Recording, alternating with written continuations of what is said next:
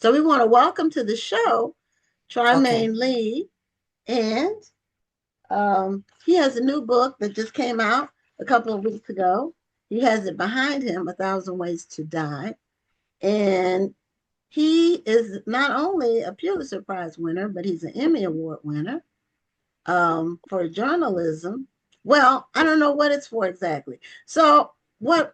Welcome to the show, first of all. Um, Welcome to Black Authors Matter TV. How you doing? Thank you so much for having me. It's Trymaine Lee, and I did indeed win a Pulitzer for my coverage of Hurricane Katrina in New Orleans.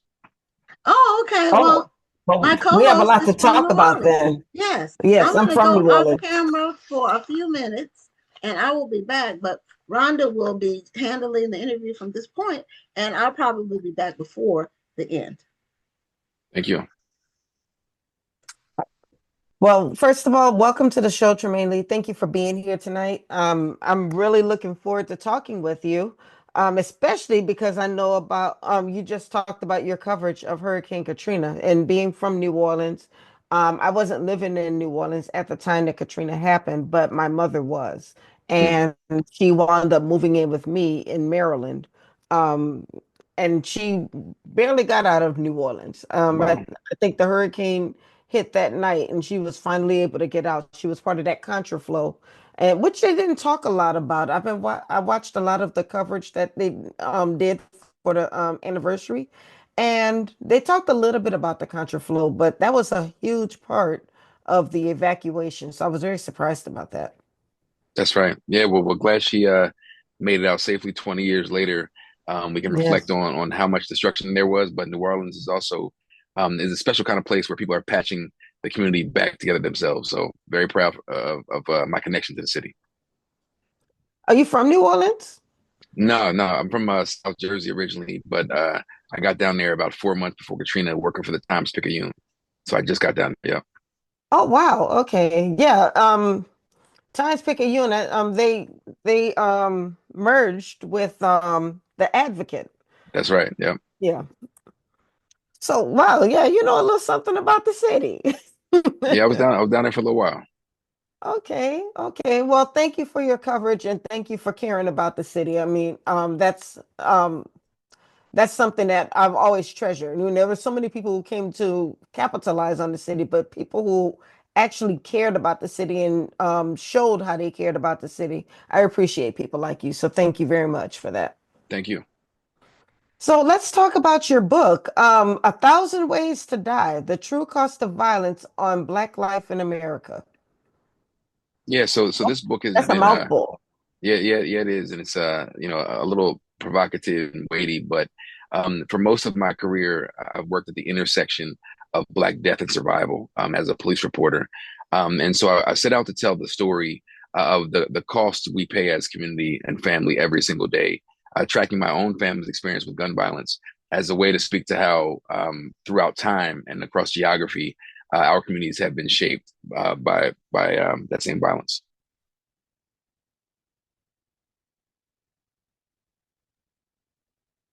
Okay, can you hear me okay? I think I lost you for a second. Yeah, I can hear you. Okay, perfect. Okay, what are some of the topics that you hit on within the book?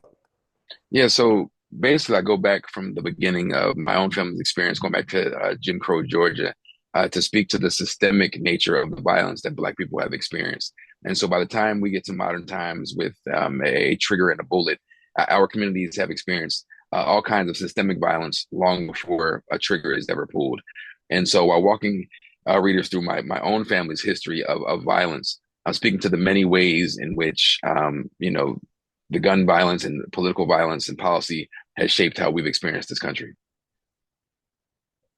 Now, you mentioned that at 38, you almost died of a heart attack. And when you were talking to your daughter, you realized that was just one of the ways that Black men could die in this country.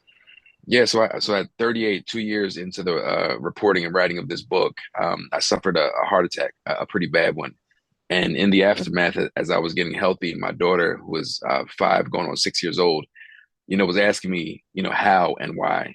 And, I didn't have any, preconditions, no high blood pressure, no family history. Um, So to be honest about my answer to her, I had to really dig into what I was carrying, and it was a lot of trauma from every story I've covered, but also that family history of violence, a history of trauma that we never fully addressed.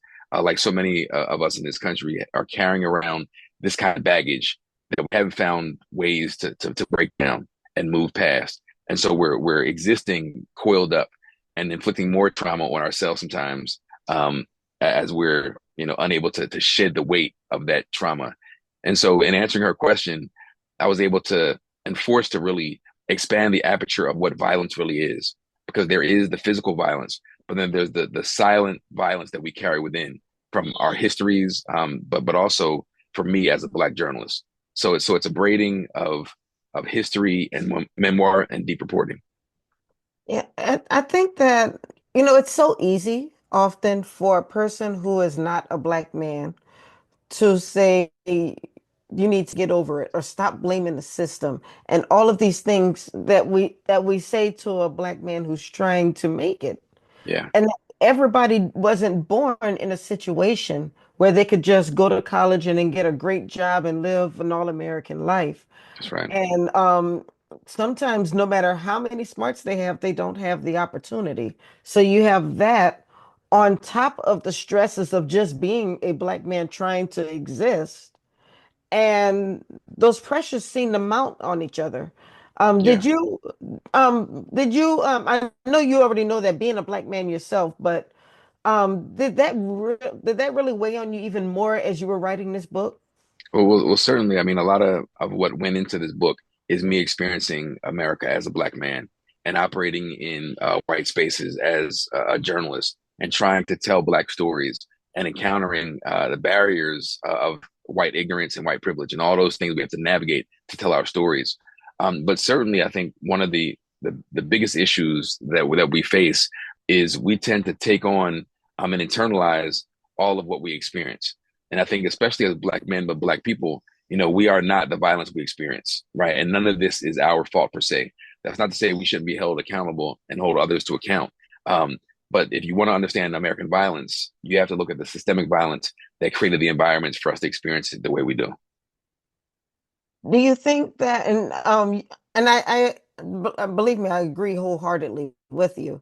But do you think that, in saying that though, that there is also a level of responsibility that we must play Of ourselves? course, of course. But I mean, by the time we get to that point, I mean, for young people, conflict resolution, you need to be held accountable for harming your neighbors and your brothers, of course. But it would be another form of violence for us not to fully understand the nature of the violence around us. When you think about communities that experience the most gun violence, they're also the hungriest. They're densely populated and disinvested, right? There's lack of access to quality healthcare and often Hmm. education, the air that we breathe and the water that we drink. And so well-heeled Black communities also, where there's food in the refrigerator and parents who have money to provide access to the fruits of what it means to be an American, those places don't experience the same kind of violence. And so unless we're saying that there's something inherent about these young men, that there's something wrong with these young men in particular, then I think we're missing the point. By the time we get to getting shot, we've already missed the boat. Mm, And again, that's not to say that we shouldn't, especially as Black men. We need to make sure we're engaging with these young men. We need to make sure that we're teaching young folks conflict resolution. We need to make sure that we are a consistent presence in their lives, and offering mentorship, etc. But the issue, forgive me, the issue is so much bigger than our individual actions. There's systemic forces here. absolutely. Now, you mentioned also that you had the chance to trace your ancestors' footsteps in Ghana. Yeah. And many of the people I have spoken to have had that experience have said it was life-changing. Did that experience shape the way that you see the way Black men live in America?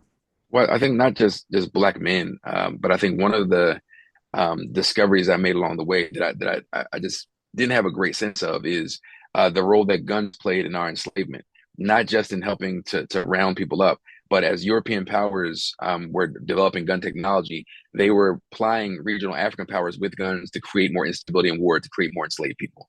And so it was part and parcel in the early 18th century, as you see gun technology rising, the increase in weapons and also ammunitions and gunpowder going to us to further destabilize the continent. And so to be in those dungeons where black men and women would have been treated for guns, and hearing the tour guides talk about how what the Europeans did was build churches above the cages so that we could hear them praying to their God as ours was being stripped away, and then being bartered for firearms, and then having a rifle at our backs pushing us out of Africa, and then being greeted in the hell of the Western world with more white men with guns, and then decades and generations of gun violence maintaining this white supremacist system. I do feel a deeper connection from whence we came and to our ancestors, and not just those that didn't survive, but the miracle and the resolve it took and the fortitude it took for our people to survive. And so I certainly feel deeply connected, but I also can't help but imagine the kind of psychic, ethereal connection between Black people and guns, and how that dynamic would shape us throughout history. Yeah, often it's that sense of not having power, and then now you have something that you see as the equalizer that's giving you the power that you didn't think you had before. Yeah, well, certainly in a nation where white men with guns, that's how they've been able to maintain the power and authority. And so certainly there are a lot of Black people in this country to aspire to some degree of that kind of freedom. But I'd argue that as much as guns have served as our protection throughout our history here, when you think about those Union soldiers, 300,000 Black men who fought in the Civil War, then to come home with their rifles to protect us against the Klan and marauders. And then in places like Tulsa, Oklahoma, during the race massacre, it was World War I veterans who were the first to step up in our defense, right? So time and again, the deacons of defense who protected Southern ministers and Southern activists like Dr. King. And so certainly guns have played a role in our defense. But more than anything, I'd argue they've been used for our destruction. Mm, mm, mm. Well, I was still listening while I was taking a little break. So, um, I have a question. Uh, what you described as reporting on gun violence as a journalist, kind of harken back to uh, the main character in my novel, my first novel that I wrote. He was a journalist who was covering the crimes in Mm, Houston. He was fed up. He was at a crossroads, and he got tired of covering like the mayhem on the streets of hmm Houston, which would be indicative of most major cities. Yeah. And I was wondering you, if your constant exposure to that, because you had to report on it, do you think that affects your point of view about it? Well, certainly. I mean, Like not you're just my. immersed in it more so than the average person would be, other than if they lived in the community with a lot of violence, gun Oh yeah, violence. and I mean, no doubt, being steeped in it changed the course of this book, but also my life, and I believe also led to my heart attack. Holding on to all these shards of glass, right? How many shards can you gather before you bleed yourself? And also weighing my family history, going back 100 years to the Jim Crow South, when my grandmother's 12-year-old brother was shot and killed in a sundown town, and then in the 1950s when first my family landed in Philadelphia, then South Jersey, and a second of her brothers was killed by a state trooper. Or in 76, when my grandfather was murdered by a prospective tenant. Or in 96, when my stepbrother was shot and killed by a female. Or Atlantic City, when my cousin in the early 2000s was shot and killed. And so certainly carrying my family history, certainly carrying my work as a journalist on the front lines, who's always felt mission driven to shine a light on our humanity, even the last breaths of our lives. There's zero doubt that that's shaped me personally, but also the way I've moved through the world and the way I've told these stories, always in an effort to humanize us. And so there's zero doubt that what I've experienced as a journalist and a man has shaped, my career and the way I approach my journalism. And that's kind of what I was alluding to earlier. I mean, it's just all of these weights that you have Mm-hmm. to carry, and still people feel like you have to show up. You have to show up without a care. Hmm You have to show up as strong. And how do you show up as strong all the time when you're Yeah. carrying these weights? And sometimes I guess that's why I get frustrated with people who say, I'm not my ancestors, or that I wouldn't Mhm. have stood for that back in the day. Yeah. You don't know what you would have done in those situations. Well, also, I'd say that we should dream to have 1/10 of what our ancestors had to get us to this point. And so Yes. sometimes when I hear that, I want to smack somebody in the head when they say I'm not, or wear a T-shirt that says that. How dare you? Yeah. Do you know who we come from? We come from the greatest people on the face of the planet. There's no other people that could have survived this. But to the point of the weight, especially with the extra expectations that some of us have as men, some of us do crumble. But I hope we're at a space now where we can name the trauma, name the weight, and find healthy ways to shed that weight from our shoulders. I think even myself as a young journalist, what I did is I turned even further into the work, or we turn to hanging out and drinking, or if you're single, you're chasing women around, you're doing all these things instead of actually confront what's really ailing you. And sometimes that is the trauma and the expectations. And so hopefully, among many things, this book offers an opportunity to have that real conversation. And as men, and this book is about more than just men, but the specific kind of weight that men carry, I think we have to be vulnerable enough to admit that the weight exists and then help each other at least shed it so we can be there for our families and our children and our communities. Yeah, you've shared a lot and connected a lot of things together. A lot of times when there is a timeline, it may not be a straight line, but it's still a line. That's right. It's still a connection. And what do you think in your book? Do you talk about some of the possible solutions? Yeah, well, I think a big part of it is, and this overriding theme for me is to remind Black people that ain't nothing wrong with us. If we want to understand what's wrong with us, let's look at the machinery and the systems built around us. And in that space, certainly there's accountability. Certainly there's us standing up for ourselves. But I think the only way we can move forward is if we recognize the forces that we're actually up against. Because in that gap, right, if we don't fill in the truth, others like the president of the United States, who just 2 weeks ago, when he was talking about the threat of occupying major cities, he said it doesn't matter if it's 5 years or 10 years, these people are born to be criminals. And sometimes we embrace some of that same white supremacist thinking that there must be something wrong with us. And so the first thing for what I hope folks take away is that you need to understand history and understand that unbroken line you talk about. There's a continuum of history there, and there's never been a chink in that continuum. But also I think there are this isn't a prescriptive book, so I don't get into policy. But I Okay. think there's an industry that's capitalizing off of fear of us and our bloodshed, right? And Absolutely. and and so I think part of the broader systemic view is understanding the history, but also understanding how we got in this place, in the first place, and thinking to the industry itself getting paid off of us. Mm-mm-mm. Now, what role do you think, and this is statistically true, that um, young men today are not growing up with their fathers daily in their lives? Um, Not enough of them. And they end up looking for manhood outside of the covering of looking, learning it from their dad daily. Um, how much of a role do you think that plays? I think generally that's important for stability, for income, to having role models and mentors, to having someone you can lean on and talk to, certainly. And again, this isn't to shift any of the blame off of those who willfully don't want to be in the picture. But all of this was also part of the program. And unless we forget how Black men weren't allowed to be in the home if women wanted to get government assistance, right? And so again, not to take off the responsibility of men, and certainly we need more men, not just for our boys but for our girls. But I Mm. think the instability that our young people face, if we were to think back to the 40s and 50s, before we saw this great decline in two-parent Black homes, we still were being abused by police. We still were facing the violence of a system that kept us othered. We still didn't have access to quality health care, right? Those things that were still there. But certainly we'd be better off if we had more men in position, and more men that are healthy in their right physical frame and in their minds.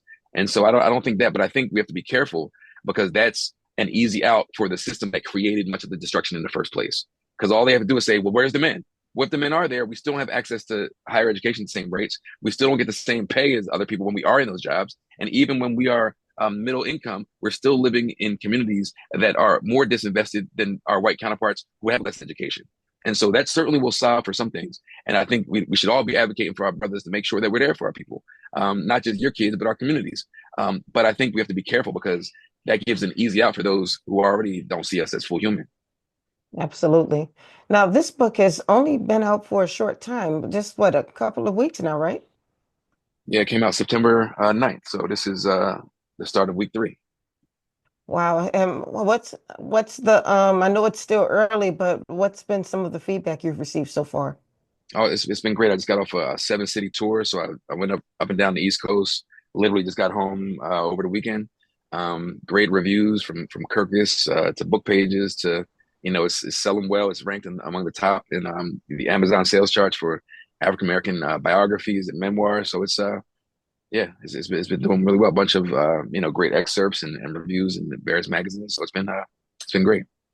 Uh, You also mentioned that even though you're talking about the title addresses Black men, that many of the issues that you're discussing in the book are not just happening to men. So, have you gotten positive feedback from women who have been able to identify with some of the issues you're discussing? Yeah, the issue as it relates to men is just more thematic because there's nothing in the title that speaks directly towards men. But I think when you think about the trauma that Black women especially experience, and again I think about my own grandmother who lost 2 brothers and a husband to murder. I think about my own mother and aunts and sister whenever we were young and leaving the house, the concern you see somebody's car in the news involved in something that looks like one of ours. The constantly being there when unfortunately Black women do have to bury us young, and not just from the bullet, but all the other forms of violence, like the stress on us, the cardiovascular disease, all the myriad issues that we experience. And so it speaks as much to Black men as the health and safety of Black families and communities. And even tracking my own. My mother was one of 8 kids who all in their own way had to grapple with the murder of their father and what that absence meant and how they would go on to raise their own families. And how, again, we have these various talks with our own children about preparing them for a world that is hostile at best and violent at most. And what that means to be Black and have to harbor that, and what it means to push forward and still have the resilience and resolve to push through and dare to dream and dare to have an imagination about the possibilities of life, right? And so, it's far beyond just Black men, but I think the response again has been great because it's both a mirror to America, but also a monument to all of those we've lost along the way. Mm. Now, on 1,000 Ways to Die, was that your working title from Jump, or did that evolve over Yeah, time? well, it definitely evolved. In the very beginning, the title was $1 Million Bullets. And so the original incarnation of the book was about the true cost of gun violence in this country in terms of actual dollars. So many years ago, about 22 years ago, when I was an intern at the Philadelphia Daily News, excuse me, I met a young man who had been shot and left paralyzed during a robbery attempt. Some other teenagers were trying to rob him for his basketball jersey and shot him in the back of the neck. Mm. And when I met him and his family, um, he had a big smile. He had this spirit about him, despite the fact that he couldn't move anything below his neck. He had this beautiful spirit. But his mother recognized fully what had been stolen from him. And in his hospital room, just days after he was shot, she started to go through the list of things they'd have to pay just to get him home. Right. So they needed a special wheelchair.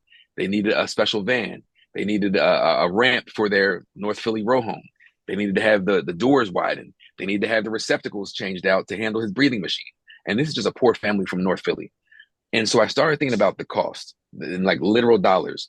And I said, a lot of people don't care about the Kevin Johnsons of the world, but maybe they care that we're all bearing a literal price for gun violence. Because most people who are shot and wounded and survive don't have private insurance. They have public insurance. So we are all literally footing the bill. And so that was the working premise of the book. And then in writing that, that's when I had my heart attack, and I had to widen the aperture on what the violence actually is. And blood clots and bullets and how both can shatter a life. And both arise from how we experience as Black people violence in this country. And so A Thousand Ways to Die ended up speaking to, there is certainly the bullet, but then there's also all the other forms of violence, right? That Black people sleep almost 2 hours less than the average white person. That's a form of violence. And all of the diseases and the physical manifestations that come from that, let alone the stress that we walk around with, right? And engaging with the systems and engaging with trying to provide and trying to engage against some of the literal white supremacist violence that we experience, like Buffalo or Charleston, Mother Emanuel Church, right? And so it evolved to broaden the idea of the violence that we experience in this country. So you had started writing the book before Yep. you had your heart attack. Oh, I was writing it for 2 years. I was 2 years in when it happened, and that just then I put the Wow. pen down. I stopped writing. That was about the a year and a half. catalyst to keep going. That changed. What changed everything, right? Because the initial incarnation was an important one, and it's one that I still think we need to fully understand the actual cost.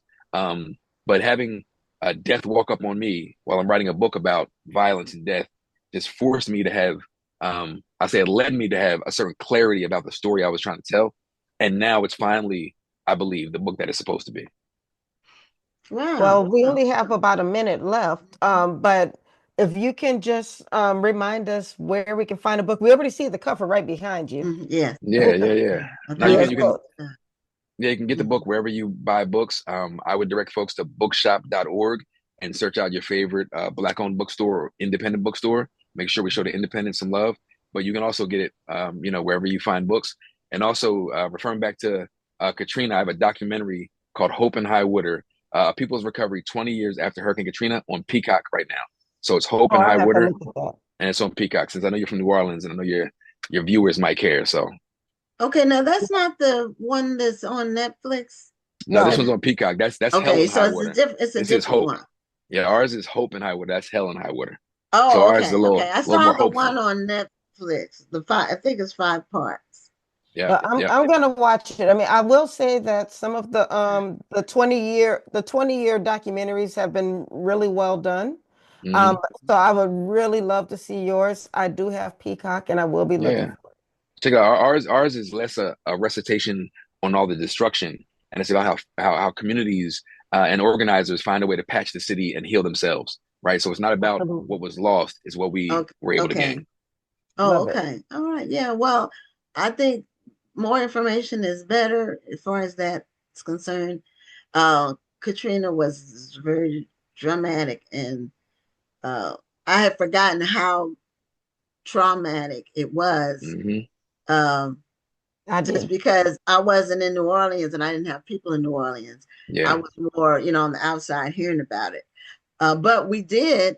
Houston was the hub for a lot of the people who left. And a lot of those people are still here. A lot of the people who left Katrina are still in Houston.